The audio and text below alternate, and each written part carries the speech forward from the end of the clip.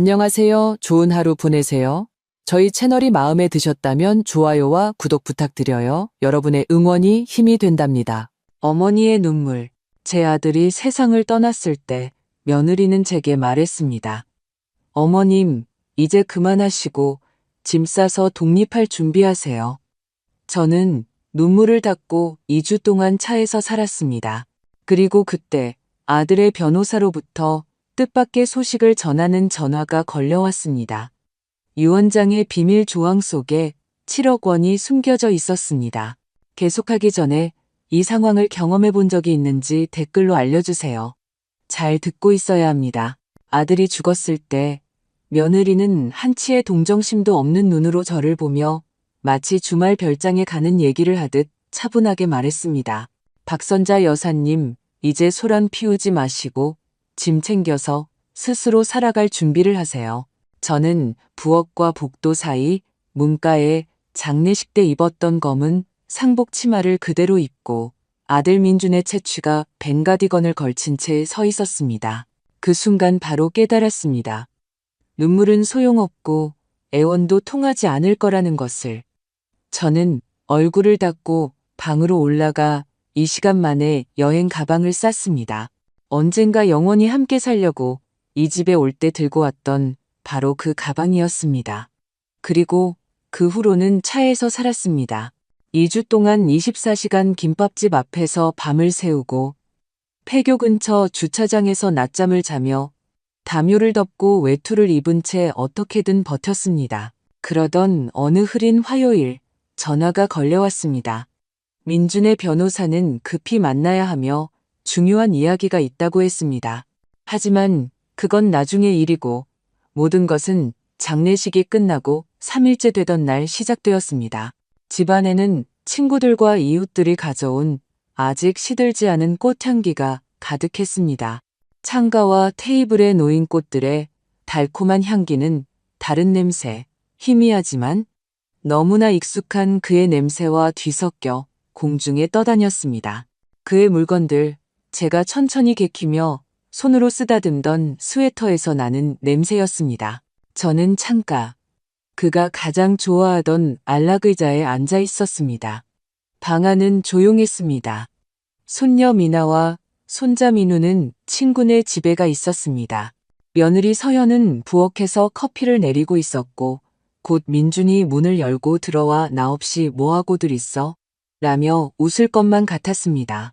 그녀가 문가에 나타났을 때 저는 발소리를 듣지 못하고 그냥 고개를 들었습니다. 선자씨, 얘기 좀 해요. 그녀가 말했습니다. 어머님이 아니었습니다. 그냥 선자씨. 목소리는 딱딱하고 부드러움이라곤 한 점도 없었습니다. 장례식장에서 사람들 앞에서 억지 동정을 꾸며내던 얼굴은 온데간데 없었습니다. 그녀는 딱 붙는 청바지에 실크 블라우스를 입고 언제나처럼 잘 정돈된 머리를 한 채 자신감 있게 서 있었습니다. 저는 바로 알아차렸습니다. 차나 한잔하며 수다 떨자는 얘기가 아니라는 것을. 물론이지, 저는 말했습니다. 듣고 있어. 그녀는 앉지 않고 문가에 그대로 서 있었습니다. 키가 크고 차갑고 낯선 사람처럼. 이 집에 대해 생각해봤어요. 그녀가 말을 시작했습니다. 그 순간 제 속에서 무언가 뚝 하고 끊어지는 소리가 났습니다. 그녀가 무슨 말을 할지 이미 알고 있었습니다. 민준 씨는 떠났고 이제 저랑 아이들만 남았잖아요. 어떻게든 적응해야죠. 솔직히 선자 씨가 계시는 게 좀 부담스러워요. 저희도 힘든데 자꾸 상황을 악화시키시잖아요. 저는 침을 삼켰습니다. 내가 구체적으로 뭘 방해한다는 건지 이해가 안 되는구나. 그녀는 마치 형광가구 배치를 논하는 것처럼 어깨를 으쓱했습니다. 계속 우시고 집안을 돌아다니면서 그의 물건을 만지고 마치 살아있는 사람처럼 말을 것이잖아요. 아이들이 그걸 봐요. 애들한테 안 좋아요. 그건 건강하지 않아요, 선자씨. 아이들에게 필요한 건 안정이지 선자씨의 감정 기복이 아니라고요. 저는 안락의자에 앉아 그가 일요일마다 신문을 읽을 때 입던 회색 카디건을 손에 쥔 채였습니다. 부드럽고 팔꿈치 부분이 살짝 닳았으며 민트와 담배 냄새가 났습니다. 그의 물건들은 살아있어. 그리고 여긴 내 집이기도 해. 제가 조용히 말했습니다. 너희가 부탁했을 때 돕고 싶어서, 곁에 있고 싶어서 내가 살던 아파트까지 팔았잖니. 민준이가 아프기 전에도 다 얘기했었어. 엄마, 원하실 때까지 저희랑 같이 사세요. 엄마가 곁에 계시면 마음이 편해요. 라고 직접 말했어. 그녀는 미소 없이 짧게 비웃었습니다. 민준 씨는 약을 한 움큼씩 먹을 때 별의별 소리를 다 했죠. 그때는 감정적이었고 항상 냉정하게 판단하지는 못했어요. 하지만 지금은 모든 게 달라요. 집은 제 명의로 되어 있고 저는 선자 씨가 방을 비워주셨으면 해요. 저는 오랫동안 침묵하며 어제 미나가 분필로 그림을 그리던 마당을 창밖으로 바라보았습니다. 그럼 난 어디로 가야 하니? 거의 속삭이듯 물었습니다. 선자 씨, 어른이잖아요. 이러지 마세요. 그녀가 짜증스럽게 손을 내저었습니다. 어딘가 찾겠죠. 평생 잘해오셨잖아요. 지금도 잘해내실 거예요. 민준 씨가 말했죠. 당신은 고집세고 강한 분이라고. 얼마나 강한지 보여주세요. 아이들은? 내가 매일 함께 했잖아. 학교, 학원, 저녁 식사. 알아서 할게요. 애들도 아기 아니에요. 민우는 벌써 초등학교 4학년이에요. 오히려 좀 더 독립심을 기르는 게 도움이 될 거예요.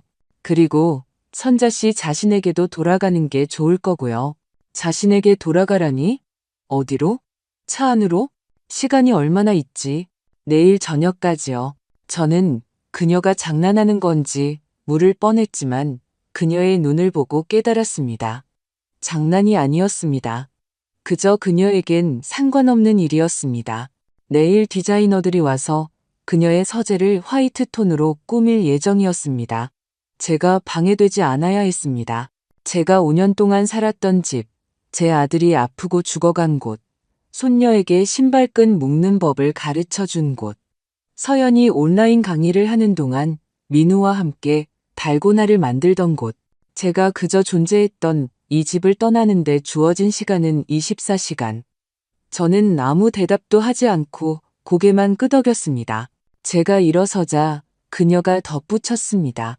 그리고 아이들 앞에서 드라마 찍지 마세요. 애들도 힘들어요. 눈물 흘리지 말고 조용히 처리해 주세요. 그날 밤 저는 반쯤 졸면서 짐을 쌌습니다. 여행 가방 하나, 가방 또 하나. 제 것은 많지 않았습니다. 옷장, 의자, 선반, 거의 모든 것이 공동의 것이었습니다. 저는 몇 년에 걸쳐 제 물건들을 조금씩 정리했습니다. 남은 것이라곤 사진 몇 장, 스카프 몇 개, 그리고 민준의 그 카디건 뿐이었습니다. 저는 쪽지를 썼습니다. 할머니가 자기 뜻이 아니라 엄마 때문에 쫓겨났지만 다툼을 원치 않아 조용히 떠난다는 것을 아이에게 어떻게 설명할 수 있을까요? 미나야, 민우야, 할머니는 다른 곳으로 갔단다. 너희를 아주 많이 사랑해. 이걸 기억해줘. 착하게 지내고 엄마 말씀 잘 들어. 안아주며. 너희 할머니가.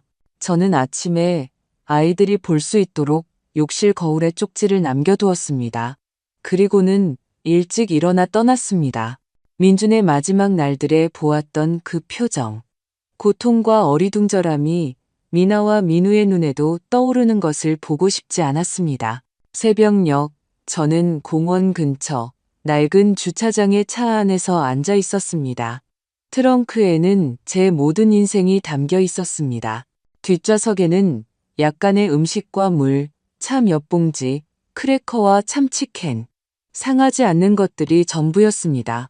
저는 더 이상 저를 기다리지 않는 제 집 쪽을 바라보며 앉아 있었습니다.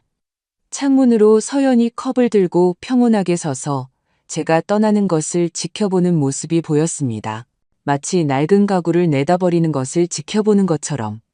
감정 없이 그저 모든 게 끝났는지 확인하려는 듯이. 그래, 갔구나. 저는 시동을 걸고 마당을 빠져나왔습니다. 계획도 없이, 집도 없이. 이 겨울을 넘길 수 있을지 확신도 없이 내일이 어떻게 될지 알지 못한 채로 2주, 사람이 차 안에서 살 수 있는 시간은 그 정도였습니다. 수치심이 밤의 추위보다 더 숨막히게 조여오기 전까지 저는 서울 외곽의 24시간 김밥집 뒤 주차장에 제 오래된 국산차를 세웠습니다. 그곳은 밤새 불이 켜져 있었고 경비원도 그다지 까다롭지 않아서 제가 쓰레기를 버리거나 방해하지 않고 그냥 앉아 있는 걸 보면 쫓아내지 않았습니다. 이웃에게 들키지 않으려고 그들의 집에서 멀리 떨어진 곳을 골랐지만 가끔 학교 옆을 지나갈 수 있을 만큼은 가까웠습니다. 저는 쉬는 시간에 미나가 친구들과 뛰어노는 모습, 민우가 진지한 얼굴로 교문 앞에 서서 누군가에게 고개를 끄덕이는 모습을 보았습니다. 이 스쳐 지나가는 순간들이 이상하게도 그날 하루의 유일한 기쁨이었습니다. 처음 며칠 동안은 이것이 일시적일 거라고 믿었습니다. 어떻게든 해결될 거라고, 방을 구하거나 누군가 소개를 해줄 거라고. 저는 요양원 3곳에 신청서를 냈습니다. 그곳은 적어도 깨끗하고 지붕이 있었지만 대기자 명단은 몇 달치가 밀려 있었고 입소비는 제 저축으로는 일주일도 버티기 힘든 수준이었습니다. 돈에 맞는 월세방 몇 군데를 둘러보았습니다. 한 동네는 우범지대였고 다른 곳은 현관 잠금 장치가 없었으며 또 다른 곳은 이웃이 계단에서 술을 마셨습니다. 저는 혼자였습니다. 밤이었습니다. 나이 든 여자, 안 될 일이라는 걸 알았습니다. 그냥 안 될 일. 그 순간 제 삶은 분 단위로 짜인 시간표 같아졌습니다. 아침 5시쯤 차 안에서 잠을 깼습니다. 더 누워있는 것은 불가능했습니다. 등이 너무 아파 숨쉬기조차 힘들었습니다. 6시에 김밥집이 문을 열면 화장실에 들어가 세수하고 양치하고 머리를 빗었습니다. 가장 싼 커피 한 잔과 빵 한 조각을 시켰습니다. 그리고 9시까지 그 커피를 마시며 누군가 옆 테이블에 두고 간 어제 신문을 읽는 척했습니다. 때로는 손으로 뺨을 괴고 테이블에 엎드려 잠이 들기도 했습니다. 가장 힘들었던 것은 육체적인 것이 아니었습니다. 추위도 저린 다리도 텅 빈 위장도 아니었습니다. 가장 끔찍한 것은 당신이 더 이상 존재하지 않는다는 느낌이었습니다. 마치 텅 빈 공간이 된 것처럼 사람들이 옆을 지나가도 보지 못하고 곁에 서 있어도 알아보지 못했습니다. 어제는 빵집 앞에서 이웃이던 이영희 씨를 보았습니다. 예전에는 그녀의 부엌에 앉아 유자차를 마시며 드라마 얘기를 하고 아이들 얘기를 나누곤 했는데 이제 그녀는 마치 제가 없는 것처럼 제 옆을 지나쳤습니다. 저는 바로 그녀 뒤에 줄 서 있었는데 그녀는 저를 알아보지 못하거나 알아보지 못한 척했습니다. 저 역시 제 자신을 알아보지 못했습니다. 노숙자처럼 보였기 때문입니다. 밤에 세면대에서 빨았지만 옷은 구겨져 있었고 머리는 지푸라기 같았고 눈은 퀭했습니다. 그리고 깡말랐습니다. 다이어트 때문이 아니라 수치심 때문에 거의 먹지 못해 일주일 만에 몇 킬로그램이 빠졌습니다. 하지만 무엇보다 저를 죽인 것은 침묵이었습니다. 서연에게서도 아이들에게서도 전화 한 통, 메시지 한 통, 말 한마디 없었습니다. 물론 아이들은 제가 어디 있는지 몰랐을 겁니다. 서연이 설명해줬을 리가 없죠. 한 번은 참지 못하고 집으로 차를 몰았습니다. 그저 한순간이라도 곁눈질로나마 보고 싶어서. 마당에는 거대한 폐기물 컨테이너가 있었고 꽉 차 있었습니다. 민준이 민우와 함께 숙제를 하던 낡은 책상이 다리 한쪽을 드러낸 채 삐져나와 있었습니다. 그가 소설책들을 모아두던 책장은 이미 부서져 뒹굴고 있었습니다. 미나와 함께 동화책을 읽던 안락의자는 작업복을 입은 남자가 끌고 가서 미련 없이 그게 무엇이었는지 이해하지도 못한 채 던져버리는 것을 보았습니다. 서연은 옆에 서 있었습니다. 비싸고 세련된 운동복 차림에 손에는 휴대폰을 들고 있었습니다. 친구와 무언가 얘기하며 웃고 손을 흔들며 무엇을 더 버릴지 가리키고 있었습니다. 바로 그때 저는 깨달았습니다. 그녀는 저뿐만 아니라 민준과 관련된 모든 것에서 벗어나고 싶어 한다는 것을 지우고 버리고 완전히 청소해버리는 것이었습니다. 저는 바로 떠났습니다. 눈물이 앞을 가려 가로등에 부딪힐 뻔했습니다. 저녁에는 도서관에 갔습니다. 그곳에서는 인터넷을 쓸 수 있었습니다. 혹시나 소식이나 사진이라도 있을까 싶어 SNS를 열어보았습니다. 그리고 보았습니다. 서연의 새로운 사진. 거실은 완전히 달라져 있었습니다. 모든 것이 하얗고 유리로 되어 있고 세련됐습니다. 장난감도 삶의 흔적도 없이 오직 이런 글귀만 있었습니다. 새롭게 시작하기 위해서는 과거를 비워내야 할 때가 있다. 새로운 출발에 감사하며 댓글은 마치 각본처럼 달려 있었습니다. 정말 강하시네요. 민준 씨가 자랑스러워할 거예요. 본받고 싶어요. 저는 컴퓨터를 끄고 밖으로 나와 차에 탔습니다. 그날 밤 저는 정말로 울었습니다. 베개에 얼굴을 묻고 조금씩 우는 게 아니라 더 이상 누군가 자신을 안아줄 거라 믿지 않는 사람처럼 울었습니다. 민준을 위해, 손주들을 위해, 제 자신을 위해, 빼앗긴 모든 것을 위해, 그리고 제가 서연의 말을 믿기 시작했다는 것. 제가 아무에게도 필요 없는 존재라고 믿기 시작했다는 것 때문에 울었습니다. 운전대에 엎드려 잠이 들었습니다. 새벽녘 전화가 울렸습니다. 모르는 번호였습니다. 보통은 은행이나 광고 전화라 받지 않지만 그날은 받았습니다. 박선자 여사님 맞으십니까? 남자의 목소리가 물었습니다. 네, 쉰 목소리로 대답했습니다. 저는 김정훈 변호사입니다. 아드님의 변호사였죠. 민준 씨가 저희에게 서류를 맡겨두셨습니다. 급히 이야기해야 합니다. 부디 오늘 와주십시오. 저는 얼어붙었습니다. 죄송하지만 제가 지금 좀 상황이 좋지 않아서요. 그는 잠시 침묵하더니 거의 아버지처럼 차분하게 말했습니다. 있는 모습 그대로 오세요. 미룰 수 없는 일입니다. 전화가 온 지 3시간 후, 저는 강남 중심가에 있는 김앤파트너스 법률사무소 접수실에 앉아 완전히 잘못 온 것 같은 기분을 느끼고 있었습니다. 낡은 청바지에 보풀이인 스웨터 차림, 머리는 대충 하나로 묶은 꼴이었습니다. 거울을 보고 싶지도 않았습니다. 제가 어떻게 보이는지 알고 있었으니까요. 사무실은 영화 속 한 장면 같았습니다. 푹신한 의자, 양탄자, 유리문. 공기 중에는 커피와 비싼 담배, 그리고 종이 냄새가 났습니다. 단정한 차림의 젊은 여직원이 저를 힐끗 쳐다보았습니다. 동정심보다는 호기심에 가까운 눈길이었습니다. 저는 사과하고 떠나려던 참이었습니다. 그때 그가 나타났습니다. 바로 그 김정훈 변호사. 50대쯤 되어 보이는 남자로 정장을 입었지만 과시적인 위험은 없었습니다. 그가 웃자 저는 갑자기 땅속으로 숨고 싶어졌습니다. 박선자 여사님, 이쪽으로 오시죠. 그는 저를 넓은 사무실로 안내하고 맞은편에 앉아 커피를 권했습니다. 진짜 뜨거운 설탕 넣은 커피. 저는 그러겠다고 했고 그가 커피를 따르는 동안 제 손가락은 마치 추위했던 것처럼 떨렸습니다. 방 안은 따뜻했는데도 말이죠. 시작하기 전에 그가 부드럽게 말했습니다.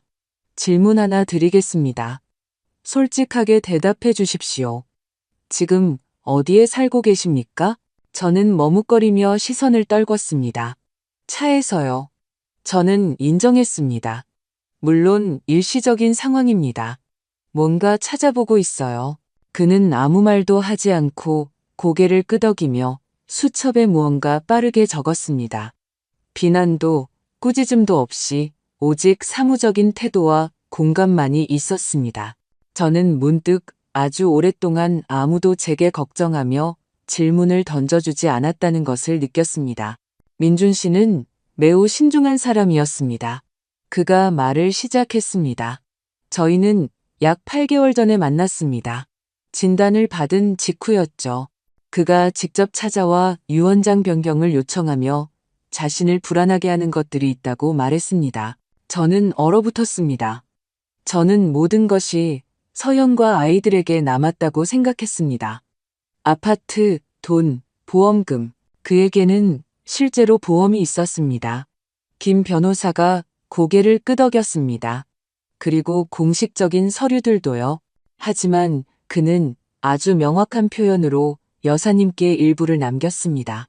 괜찮으시다면 읽어드리겠습니다. 그는 서류철을 꺼내 종이를 펼쳤습니다.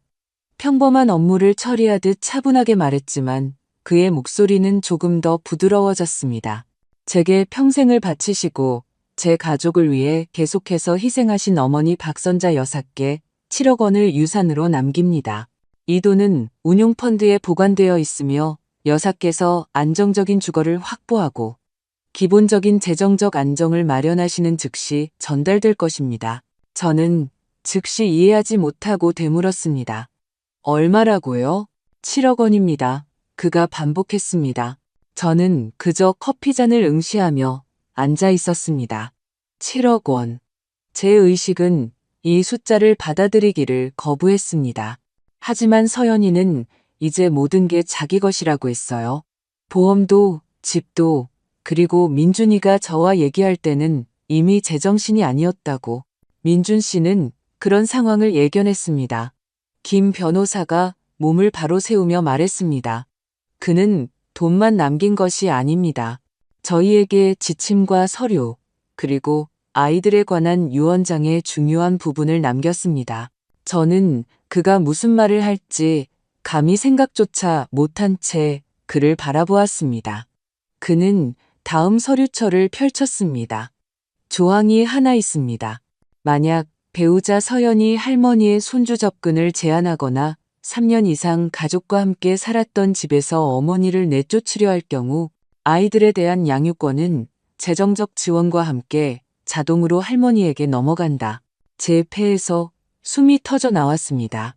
그러니까 민준이가 저한테 양육권을 넘겼다고요?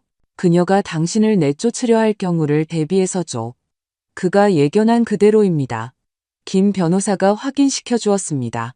저희에겐 대화 녹음 기록도 있습니다. 그가 모든 것을 미리 준비해 두었습니다.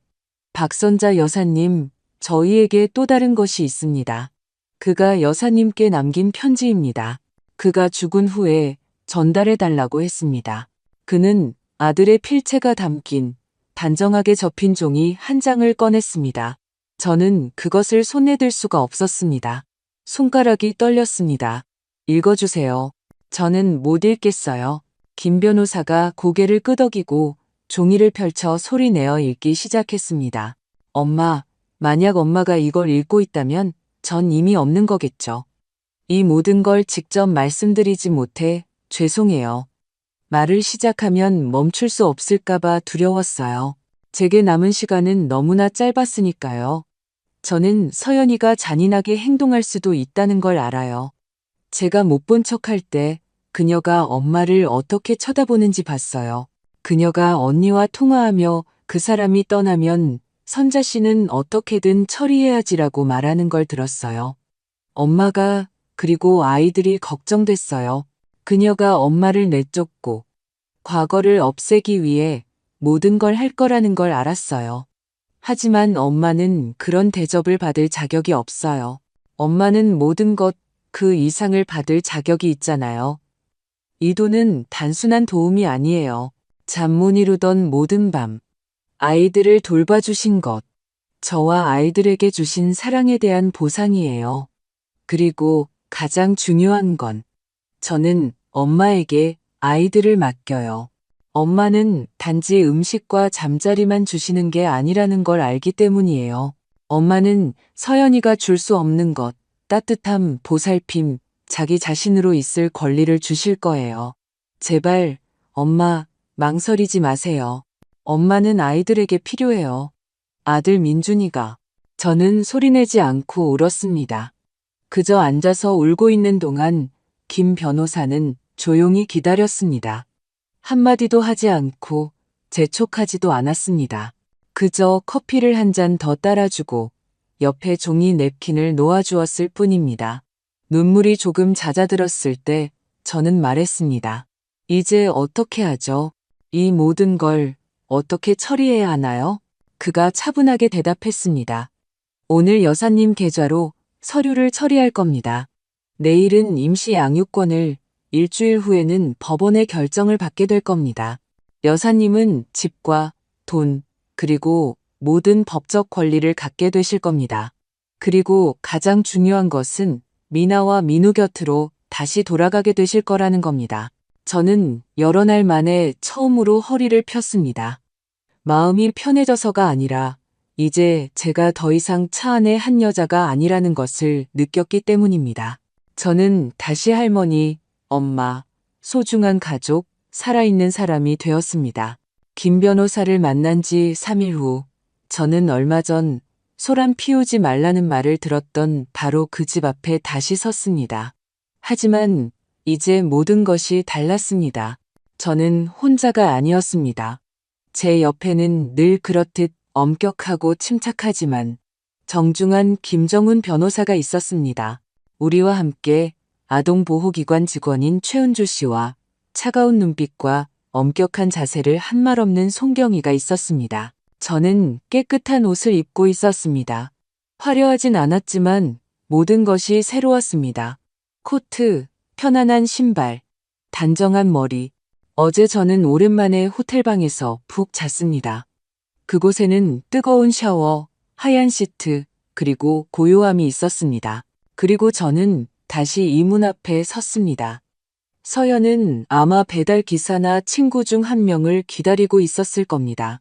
그녀는 경계 없이 문을 열었지만 저와 제 옆에 선 사람들을 보자마자 그녀의 눈에는 놀라움, 당황, 짜증, 그리고 마침내 불안감이 스쳐 지나갔습니다. 선자 씨, 이게 무슨 장난이에요? 여기서 뭐 하시는 거예요? 목소리가 즉시 차가워졌습니다. 김 변호사가 차분하게 한 걸음 앞으로 나섰습니다. 안녕하십니까? 김정훈 변호사입니다. 저희는 아이들과 고인이 되신 남편분의 유언장 집행에 관한 중요한 문제를 논의하러 왔습니다. 들어가도 되겠습니까? 서연은 가슴에 손을 얹은 채 서 있었습니다. 잠깐만요. 이 경찰은 뭐죠? 무슨 일이에요?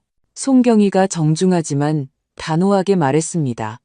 저희는 공식 절차 집행 시 평온과 질서를 보장하기 위해 여기에 있습니다. 방해하지 말아주십시오. 서연은 마지못해 옆으로 비켜섰습니다. 우리는 안으로 들어갔습니다. 집은 더 이상 예전의 집이 아니었습니다. 민준을 떠올리게 하는 모든 것이 사라졌습니다. 사진은 치워졌고 책은 버려졌습니다. 푹신한 소파는 잡지에나 나올 법한 하얗고 광택나는 가구로 바뀌어 있었습니다. 차갑고 영혼이 없었습니다. 냄새조차 비싼 쇼룸처럼 달라져 있었습니다. 미나와 민우는 어디 있습니까? 최은주 씨가 수첩을 열며 물었습니다. 학교에 있죠. 당연히. 왜요? 서연은 평정심을 잃기 시작했습니다. 김 변호사가 차분하게 서류철을 열었습니다. 고인이 되신 남편 민준 씨의 유언장에는 명확히 명시되어 있습니다. 어머니를 집에서 내쫓거나 손주들과의 만남을 제한하려 할 경우 아이들에 대한 양육권은 자동으로 어머니에게 넘어간다. 서류는 모두 갖춰져 있습니다. 유언장은 공식적으로 작성되고 등록되었습니다. 서연은 창백해졌습니다. 그럴 리가 없어요. 그이가 저한테 말했을 거예요. 우린 상의했다고요. 그는 저한테 그런 말 한 적 없어요. 저희에겐 녹음 기록이 있습니다. 김 변호사가 작은 녹음기를 열었습니다. 그의 마지막 몇 달 동안 당신과 민준 씨 사이에 오간 대화입니다. 변호사 감독하에 모든 것이 합법적으로 이루어졌습니다. 그가 녹음기를 켰습니다. 방 안에 민준의 목소리가 울려 퍼졌습니다. 서연아, 내가 없어져도 엄마를 내쫓지 않을 거라고 말해줘. 민준 씨, 하지만 당신도 알잖아요. 이건 내 인생이에요. 당신 어머니랑 사는 건. 그건 아니에요. 하지만 아이들한테는 엄마가 필요하잖아. 제가 알아서 할게요. 당신 엄마는 다른 사람이 걷어주겠죠. 저는 눈도 깜빡이지 않고 듣고 있었습니다. 서연은 방 한가운데서 마치 기댈 곳을 잃은 사람처럼 서 있었습니다. 녹음이 끝나자 김 변호사가 녹음기를 껐습니다. 서연은 변명하려 했습니다. 이건 맥락 없이 편집된 거예요. 우린 둘 다 스트레스를 받고 있었어요. 민준 씨는 이런저런 말을 했어요. 녹음만 있는 게 아닙니다. 최은주 씨가 끼어들었습니다. 저희에겐 공증된 진술서와 추가 서류들이 있습니다. 현재 유언장과 현 상황에 근거하여 아이들에 대한 임시 양용권은 공식적으로 박선자 여사님께 넘어갑니다. 서연은 마치 현기증이 난 듯 비틀거렸습니다. 이럴 순 없어요. 제가 엄마예요. 제 아이들이라고요. 저는 그녀를 차분하게 바라보았습니다. 분노도 승리감도 아닌 피로감으로. 그 애들은 내 아이들만이 아니야. 서연아. 민준이의 아이들이기도 해. 그리고 이제 내 책임이기도 하고. 당신은 노숙자였잖아요. 그녀가 내뱉었습니다. 차에서 살았으면서 당신이 애들한테 뭘 줄 수 있다고 생각해요? 김 변호사가 서류에서 눈을 들었습니다. 박선자 여사님은 7억 원의 상속인이십니다. 이미 주거와 재정적 기반, 그리고 아이들을 부양하기 위한 모든 법적 근거가 확보되어 있습니다. 서연은 그가 무슨 말을 했는지 즉시 이해하지 못한 것 같았습니다. 얼마라고요? 7억 원입니다. 그가 반복했습니다. 그리고 미나와 민우를 위한 별도의 자금도 있습니다. 민준 씨는 당신의 반응을 포함해 모든 것을 예측했습니다. 저는 가까이 다가가 그녀의 눈을 똑바로 쳐다보았습니다. 네가 그랬지. 난 내 책임이 아니라고. 내가 알아서 잘할 거라고. 내 말이 맞았어. 난 잘 해냈어. 그녀는 시선을 유지하려 했지만 그러지 못했습니다. 창가로 물러서며 마치 자기 자신에게서 도망치고 싶은 듯 보였습니다. 아이들은 언제요? 그녀가 조용히 물었습니다. 최은주 씨가 명확히 말했습니다. 오늘 오후 3시 정각에 박선자 여사님께서 공식적으로 학교에서 미나와 민우를 데려오실 겁니다. 아이들의 개인 물품을 챙길 시간이 있습니다. 그런데 저희가 알기로는 많은 물건을 버리거나 처분하셨더군요. 서연은 하얀 소파에 주저앉아 두 손으로 머리를 감쌌습니다. 저는 그냥 새롭게 시작하고 싶었어요. 그녀가 속삭였습니다. 모든 걸 망치고 싶진 않았어요. 때로는 제가 차분하게 말했습니다. 무언가를 지키기 위해서는 먼저 파괴하지 말아야 하는 법이야.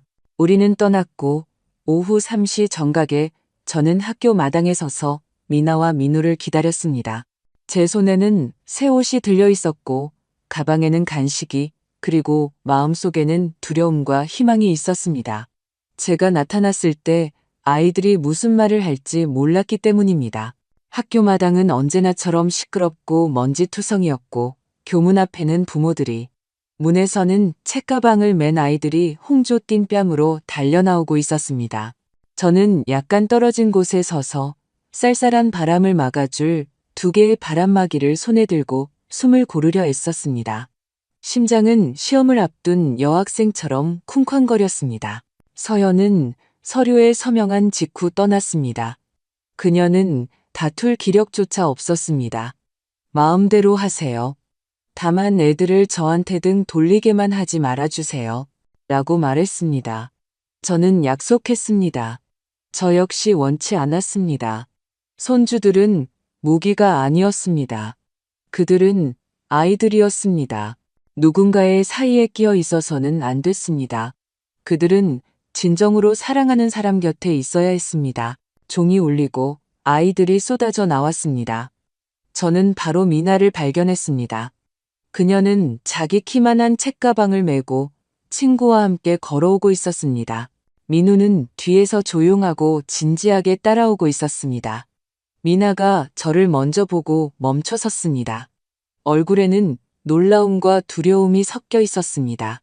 그녀는 마치 제가 진짜인지 믿기지 않는다는 듯 천천히 조심스럽게 다가왔습니다. 나디아 할머니. 목소리가 거의 들리지 않았습니다. 우리 강아지. 저는 쪼그리고 앉아 그녀의 눈을 바라보았습니다. 너희 데리러 왔어. 우리 집에 갈 거야. 우리의 새 집. 그녀는 당황하며 뒤에 있는 민우를 쳐다보았습니다. 그는 몇 미터 떨어진 곳에 멈춰 서 있었습니다. 다가왔지만 서두르지는 않았습니다. 엄마가, 할머니는. 그는 말을 더듬었습니다. 우리랑 더 이상 살기 싫다고 했어요. 저는 속에서 모든 것이 무너져 내리는 것을 느꼈습니다.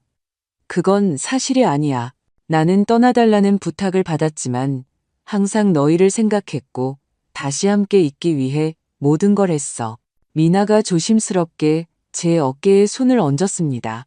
이거 꿈 아니죠? 꿈에서 할머니를 봤는데 깨어나면 없었어요. 꿈 아니야. 나 이제 영원히 여기 있을 거야. 민우는 여전히 움직이지 않았습니다. 차에서 사셨어요?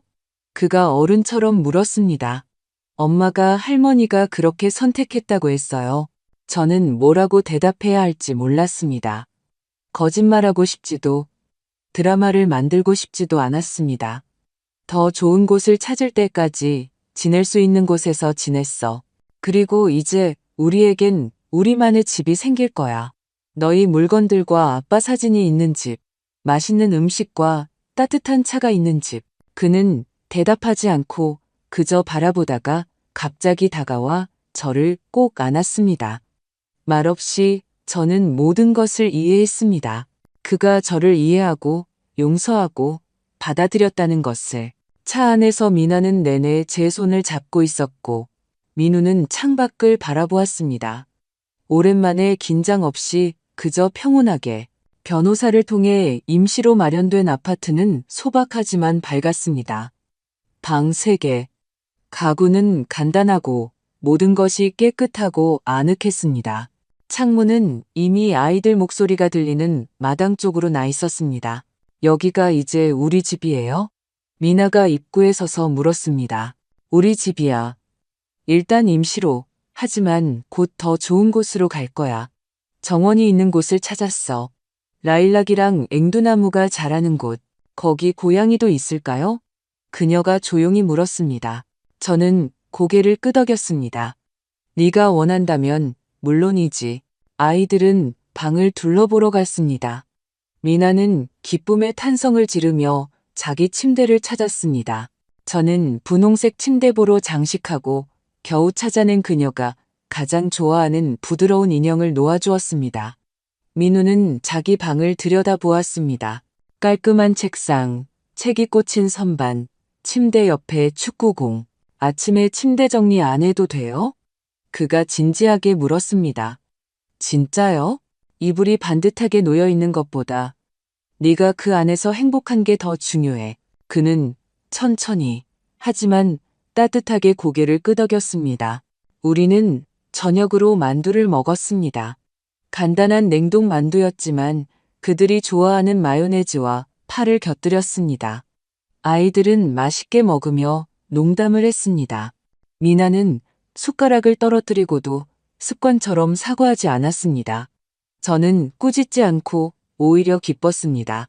할머니, 잠자리에 들기 전 그녀가 갑자기 말했습니다. 정말 다시는 안 떠나실 거죠? 절대, 우리 강아지. 네가 20년 후에 나를 쫓아내지 않는 한. 그녀는 킥킥 웃으며 저를 꼭 안았습니다. 저는 할머니 절대 아무데도 안 보낼 거예요. 영원히 우리랑 같이 계셔야 해요. 아이들이 잠들었을 때 저는 조용한 거실에 앉아 램프를 바라보았습니다. 단순하고 낡고 노란 갓이 씌워져 있었지만 따뜻하고 밝았습니다. 제게는 남편도 아들도 없었습니다. 언젠가 팔았던 아파트도 없었습니다. 아이들에게 동화책을 읽어주던 안락의자조차 없었습니다. 하지만 제게는 그들이 있었습니다. 살아 숨쉬는 진짜 제 아이들 둘. 그리고 저는 더 이상 텅 비지 않았습니다. 삶의 의미가 돌아왔습니다. 며칠 후 아파트는 정말로 시끄럽고 활기차졌습니다. 처음에는 어색했습니다. 2주간의 침묵과 고독 끝에 들려오는 모든 목소리. 접시에 부딪히는 숟가락 소리, 방에서 들리는 외침 하나하나가 경종처럼 울렸습니다. 하지만 곧 저는 그것이 소음이 아니라 삶이라는 것을 깨달았습니다. 미나는 다시 장난감들과 티파티를 열기 시작했습니다. 처음에는 부엌에서 조용히 하다가 점점 대담해져서 방 전체에 플라스틱 식기를 놓고 모든 봉제 인형 손님들을 앉히고 담요를 덮어주며 엄격하게 선언했습니다. 오늘은 마샤의 집에서 저녁 파티가 열립니다. 산딸기차와 쿠키가 준비되어 있고 할머니도 초대받으셨어요. 저는 스카프를 모자처럼 쓰고 옆에 앉았습니다. 우리는 차를 마시며 킥킥거렸습니다. 저는 몇 주 만에 처음으로 진심으로 웃었습니다. 민우는 처음에는 좀 더 과묵했습니다. 그는 아버지처럼 늘 생각이 깊은 아이였습니다. 조용히 학교에서 돌아와 말없이 숙제를 했습니다. 그러던 어느 날 제가 그의 방에 들어갔다가 선반에 가지런히 놓여있던 모든 것이 어질러져 있는 것을 보았습니다. 책, 공책, 모든 것이 뒤섞여 있었고 그는 바닥에 누워 책상에 다리를 올린 채 휴대폰으로 음악을 듣고 있었습니다. 민우야, 괜찮니? 그는 놀라거나 변명하지 않고 그저 어깨를 으쓱했습니다. 피곤해서요. 좀 쉬고 싶어요. 그래도 돼요? 저는 옆에 앉았습니다. 그럼 여기선 진짜 너로 있어도 돼.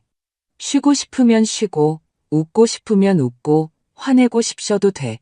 할머니는 항상 곁에 있을게. 그는 대답하지 않았습니다. 하지만 다음 날 그가 직접 다가왔습니다. 수학 좀 도와주실 수 있어요? 전 정말 하나도 모르겠어요. 이렇게 한 걸음씩 아이들은 자신에게로 돌아왔습니다. 그저 아이들로 있을 수 있는 권리를 가진 진짜 아이들로. 우리는 거실 벽에 민준의 낡은 사진을 걸었습니다. 그가 정원에서 아이들을 무릎에 앉히고 있는 사진. 아직 살아있고 집에서 입던 스웨터를 입고 미소 짓고 있는 모습. 제 방에도 걸어도 돼요? 미나가 물었습니다. 아빠가 보고 싶어요. 물론이지. 아예 코너를 만들어 보자.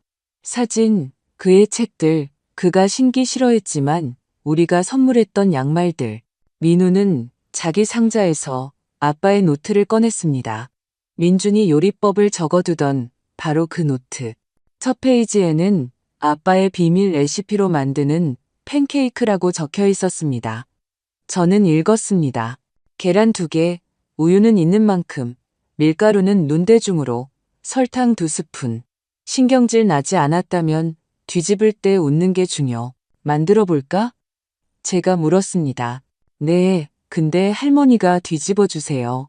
할머니가 더 잘하시잖아요. 그렇게 우리에게는 가족의 의식이 생겼습니다. 토요일의 팬케이크. 우리는 되는 대로 붙였습니다.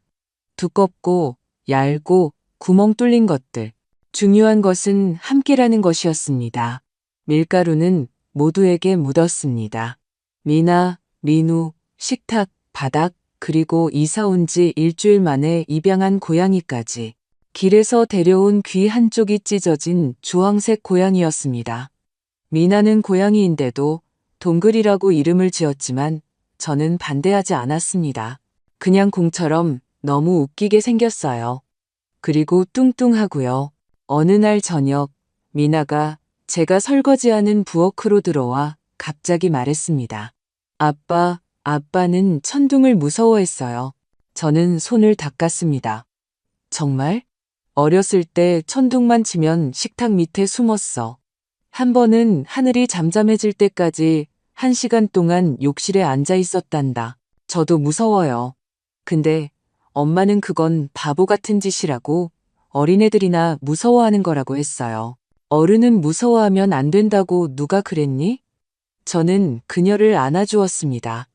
두려움은 약점이 아니야.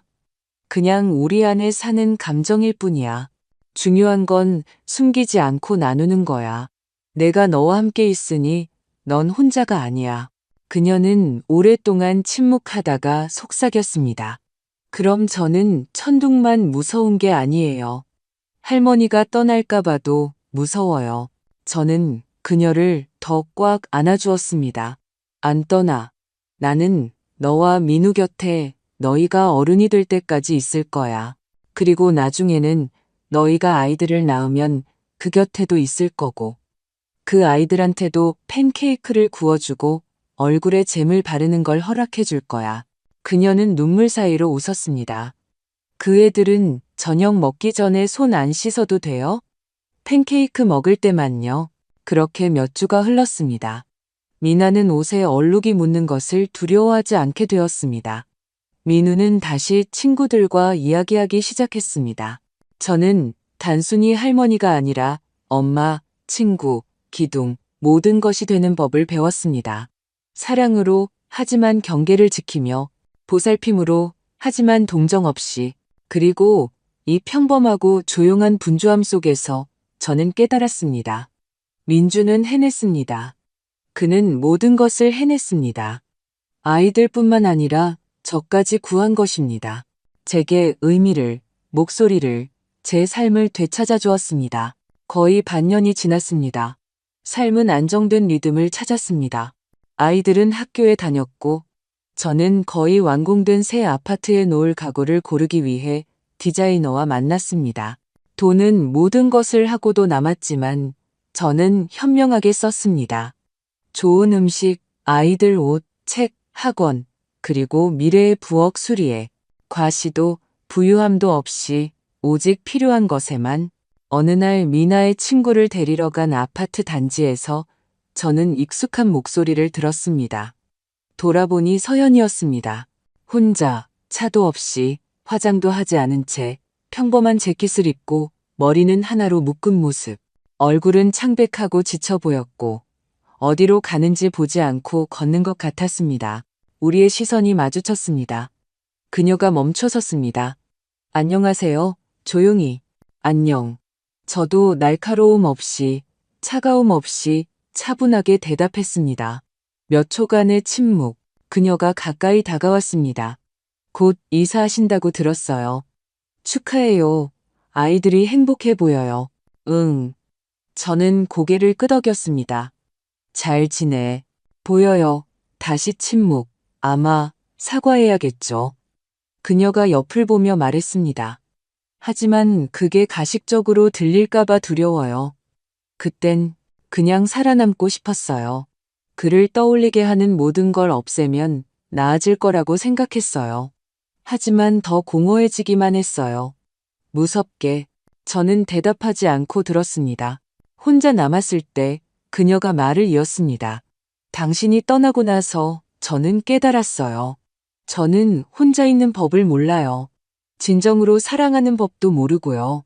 그저 요구하고 기다릴 줄만 알았죠. 그런데 당신은 그냥 곁에 있었어요.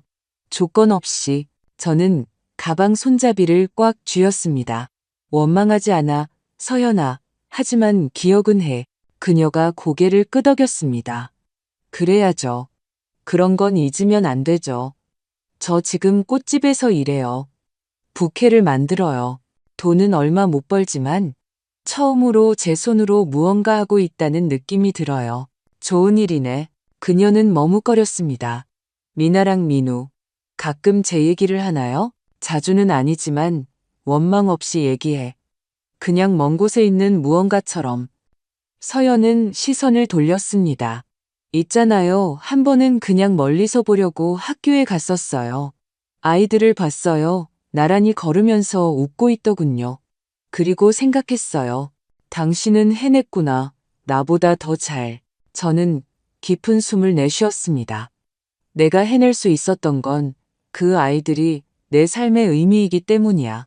너는 그때 모든 것에, 너 자신에게, 삶에 지쳐 있었을 뿐이야. 하지만 그 애들은 여전히 내 아이들이야.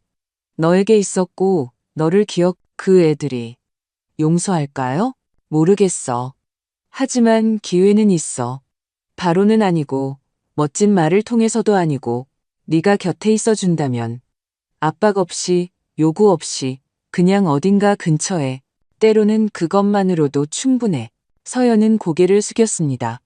만약 언젠가 제가 아이들에게 아이스크림을 사주겠다고 하면 안전하다고 말해주실 건가요? 네가 진심으로 준비된 걸 보게 되면 말해줄게. 하지만 서두르지 마. 모든 게 돌아올 거라고 기대하지도 말고, 때로는 돌아오지만 다른 방식으로 돌아오기도 해. 때로는 아니지만 그래도 기회는 있어. 그녀가 고개를 끄덕였습니다. 눈에는 눈물이 고였지만 닿지 않았습니다. 변명 없이 조용히 서 있었습니다. 들어주셔서 감사해요. 누군가라도 들어주니. 몸 조심해, 서연아. 그리고 너 자신부터 시작해. 아이들이나 추억이 아니라 너 자신부터. 그녀는 말없이 서두르지 않고 돌아보지 않고 걸어갔습니다. 저는 그녀의 뒷모습을 바라보며 분노가 사라졌음을 깨달았습니다. 남은 것은 가벼운 슬픔과 이제 모든 것이 달라졌다는 것에 대한 조용한 감사뿐이었습니다. 그날 저녁 식사 때 미나가 갑자기 말했습니다. 엄마, 괜찮아요? 저는 조금 놀랐습니다. 조금씩 괜찮아지는 법을 배우고 있는 것 같아. 학교 근처에서 우리를 보고 있었어요. 미나가 덧붙였습니다. 느꼈지만 무섭진 않았어요. 그냥 좀 불쌍했어요. 그건 괜찮아. 동정하는 게 돌아간다는 뜻은 아니야. 그건 그냥 네가 성장했다는 뜻이야. 민우가 접시에서 눈을 들었습니다. 만약 엄마가 만나자고 하면요? 저는 바로 대답하지 않았습니다. 그리고 솔직하게 말했습니다. 너희가 직접 결정해. 동정심이나 예의 때문이 아니라 오직 너희가 원할 때만. 나는 너희를 어디로 끌고 가지도 붙잡지도 않을 거야. 나는 그저 너희가 원할 때까지 곁에 있을 뿐이야. 아이들은 서로를 쳐다보았습니다. 미나가 고개를 끄덕였습니다. 알겠어요. 하지만 만나게 되면 할머니도 같이 가실 거죠? 물론이지. 그 순간 저는 깨달았습니다. 제 가족은 더 이상 파편이 아니었습니다. 이것은 생존이 아니었습니다. 시작이었습니다. 조용하고 차분하고 격정 없는 그저 진짜 삶. 우리는 봄에 이사했습니다. 눈은 이미 녹았고 정원에는 꽃망울이 맺혔습니다. 공기는 어린 시절처럼 흙냄새가 났습니다. 아파트는 작았지만 발코니가 있었고 저는 그곳에 낡은 안락의자와 금잔화 화분 2개를 놓았습니다. 창문으로는 햇살이 쏟아졌습니다. 아침조차 무겁고 잿빛이 아니라 생기 있게 느껴졌습니다. 미나는 자기 방문을 그림으로 도배했습니다. 민우는 책상 위에 세계 지도를 걸었습니다. 바다를 보러 부산에 가는 꿈을 꿉니다. 저는 영구 양육권을 신청했습니다. 모든 것이 법에 따라 형식적인 절차 없이 이루어졌습니다. 변호사를 통해 아무도 이의를 제기하지 않았습니다. 서연은 법정에 오지 않았습니다. 나중에 요구 없이 그저 정중한 편지를 보내왔습니다. 아이들이 필요하다면 저는 곁에 있겠습니다. 하지만 강요는 하지 않겠습니다. 라고 적혀 있었습니다. 저는 읽고 서랍에 넣어두고 아이들에게 보여주지 않았습니다. 아직 때가 아니었습니다. 이제 우리의 일상은 평범했습니다. 미나는 댄스 학원에, 민우는 축구 교실에 다녔습니다. 저녁에는 숙제, 식사, 동화책, 때로는 영화, 때로는 그저 침묵. 저는 이 침묵을 사랑했습니다. 그 안에는 두려움이 아니라 평온만이 있었습니다. 어느 날 민우가 학교에서 문학 올림피아드 참가상을 받아왔습니다. 저는 물었습니다. 너 글쓰기 싫어하잖아? 그는 어깨를 으쓱했습니다. 그냥 쓰고 싶었어요. 아빠에 대해 썼어요. 두려워도 선택하는 법을 가르쳐 주셨던 것에 대해서요. 선생님이 우셨어요. 저는 아무 말도 하지 않고 그저 그의 머리를 쓰다듬었습니다. 그는 말없이도 모든 것을 이해했습니다. 미나는 잠들기 전에 점점 더 자주 물었습니다. 할머니, 사랑에 빠져본 적 있어요? 저는 웃었습니다. 물론이지. 아주 오래전에, 그리고 전부 바보같이. 너는 왜 벌써 준비됐니? 그녀는 킥킥 웃으며 베개에 얼굴을 파묻었습니다. 아니요, 그냥 나중을 위해서요. 저는 그녀를 바라보며 생각했습니다. 아이가 자라고 있구나. 더 이상 아기가 아니라 성격과 감정을 가진 다른 존재로. 그리고 그녀 곁에 조언이 아니라 안아줄 손과 눈물과 비명과 두려움, 모든 것을 견뎌줄 심장이 있다는 것이 얼마나 중요한가. 저는 그런 사람이 되려고 노력했습니다. 성인군자처럼이 아니라 그저 든든하게. 우리는 5월의 별장으로 갔습니다. 라일락과 낡은 앵두나무, 그리고 민준이 한때 공을 숨겨두었던 삐걱거리는 창고가 있는 곳. 미나는 풀밭을 뛰어다녔고, 민우는 프라이팬에 감자를 구웠고, 저는 현관 앞에 서서 아들의 사진을 손에 들고 있었습니다. 이미 빛바랬지만 여전히 소중한 사진. 당신은 해냈어, 민준아. 저는 소리내어 말했습니다. 당신 덕분에 내가 다시 살고 아이들이 길을 잃지 않았어. 고마워. 그곳에서는 따뜻하게, 그리고 갑자기 등 뒤에서 발소리가 느껴졌습니다. 민우가 다가와 쳐다보지 않고 그저 제 손을 잡았습니다. 아빠랑 얘기하고 있었어요? 조용히, 응. 듣고 계실 거야, 아마도. 네, 아빠는 곁에 계세요. 항상 곁에 계실 거예요. 우리 안에. 그리고 우리는 셋이 서서 있었습니다. 그리고 제 기억. 햇살 아래 불필요한 말 없이 5월 말 민우가 물었습니다. 할머니가 늙으면요? 저는 미소 지었습니다. 나 이미 늙었어, 우리 손주. 아니, 진짜 완전히요. 더 이상 요리도 못하고 산책도 못하게 되면요? 그때는요? 그때는 네가 나한테 감자를 구워주고 미나는 내 머리를 빗겨주겠지. 나는 안락의자에 앉아서 옛날에는 모든 게 달랐다고 수다나 떨고 그가 피식 웃었습니다. 전 찬성이에요. 다만 너무 일찍 늙은 척하지는 마세요. 어느 날 아침 제가 시장에서 감자와 파 한 봉지를 들고 걸어올 때 이웃집 아주머니가 저를 불렀습니다. 박선자 여사님, 얼굴이 환하시네요. 무슨 좋은 일 있으세요? 저는 미소 지었습니다. 그냥 평범한 삶이에요. 제 삶이죠. 그리고 서두르지 않고 불안 없이 그저 한 걸음 한 걸음 걸어갔습니다.